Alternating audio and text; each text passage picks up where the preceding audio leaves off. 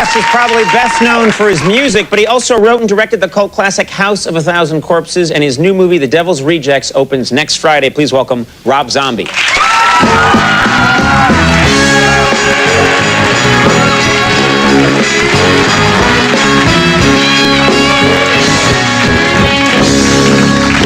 How's it going? Thanks for being here. It's good. It's going good. Now, you work... I want to get right into this because I've got a lot to talk about. You work in the horror genre. You love the horror genre. Yes. And you've always loved horror movies. Is that correct? Yes, I always have. Ever since I was a little kid. You just find that genre the most fascinating. I think I got hooked on it because when I was about 5, I had this babysitter named Kiki. Right. Who looked like Squeaky Fromm. Right. And when she was supposed to be babysitting me, taking me to the library or something, she'd sneak me off to the movies and dump me there so she could go get high with her boyfriend. Right. And she didn't care what I watched, so I got to see all these gnarly movies really young. Right. You got obsessed because there was always this concept with a monster taking away a beautiful girl. I was like, that's good by me. That's good. I like that idea. It sounds cool. And you grew up in kind of an unusual environment. Your family was in the carnival business, is that right? Yeah, it didn't seem weird at the time, but like... And I don't mean Carnival Cruise Line, I mean... No. I mean Carnival. And we don't mean good carnival, we mean like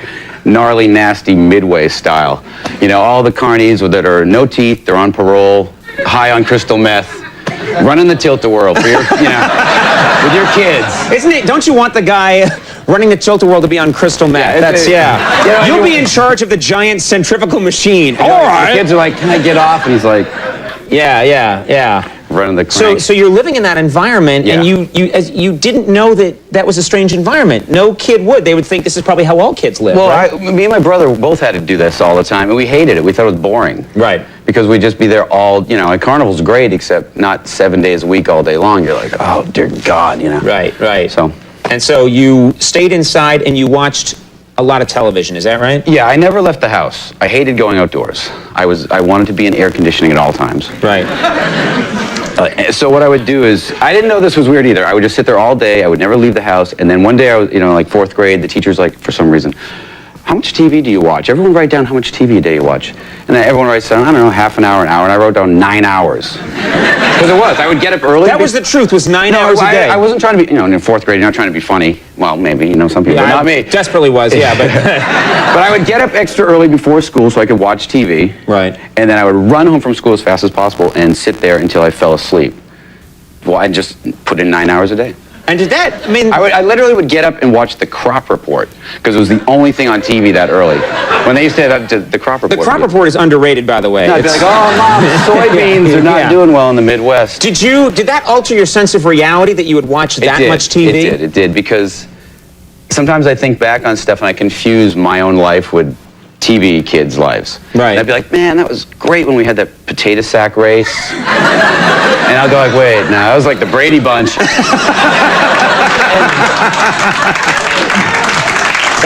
can kind of relate to that, yeah. Because the worst was for like 20 years, I thought I had a sister named Marcia that I hit in the face with a football. The old my nose. Right. I felt bad for a long time. And it hurt you, yeah. It wasn't me. Now, you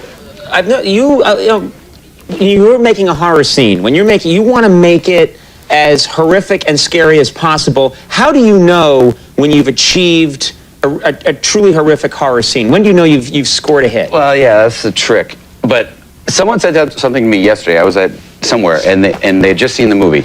And there's this one particular scene that if you see it, you will definitely know.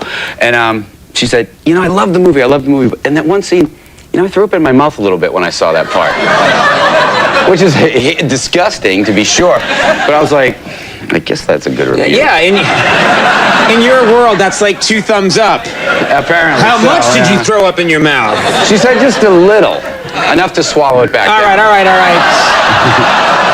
Wow. I'm assuming she didn't... I'm plugging this now. Does this come out? I'm sorry. Now, I'm sorry. You don't be sorry. You're on the right show. Now, you work a certain theme, which is you like to have a bad clown, an evil clown in your movies. So far, yeah. A clown who's truly an evil person. Where does that idea come from? Well, clowns are just pathetic. Right. And they're always, and they're disgusting. They're always filthy.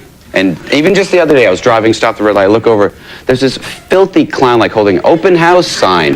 Makeup's running down his face, he's filthy. Right. Yet they're always parading for clown rights. They're out there with their little umbrellas and filthy chihuahuas and their little cars. Like, we want to be treated like equals. Where are these parades? Up and I down haven't seen the Broadway. clown rights No, parade, remember though, when okay. Shakes the Clown came out? Right, right. Everyone was pissed off at Right, Bobcat right, because right. of that, because he was making Sure. fun of clowns, and they're horrible. So you like an evil? Did you have a bad experience as a child? Yes, I did. Yes, I did. I didn't remember this, but my dad was obsessed with his Super 8 camera, and I just saw these films recently, and it's him. Well, actually, he's filming, and it's my mom trying to hand me to Ronald McDonald. But it's like a, kind of a weird-looking, bad Ronald McDonald. It might have even been a woman. Right. And I'm screaming in terror, and they just keep pushing me towards this clown. I'm like fighting him off. And so you knew even then something was wrong.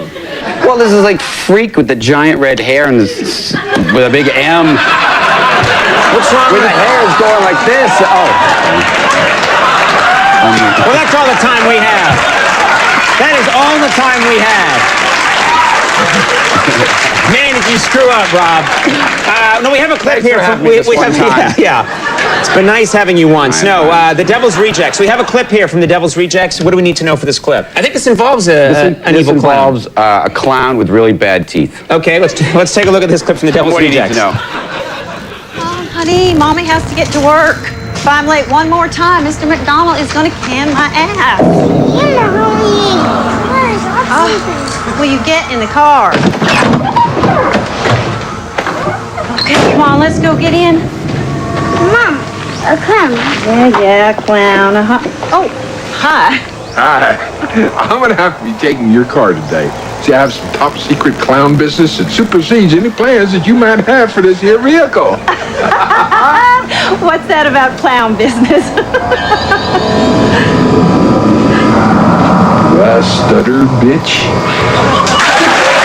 That's a truly frightening man. I just threw up in my mouth a little bit. I think we all did. Yeah, I need a Tic Tac. The Devil's Rejects opens July 22nd. Rob, very cool to have you on the show. Thanks Thank you for very having much. me. Rob Zombie. We'll take a break. We'll be right back.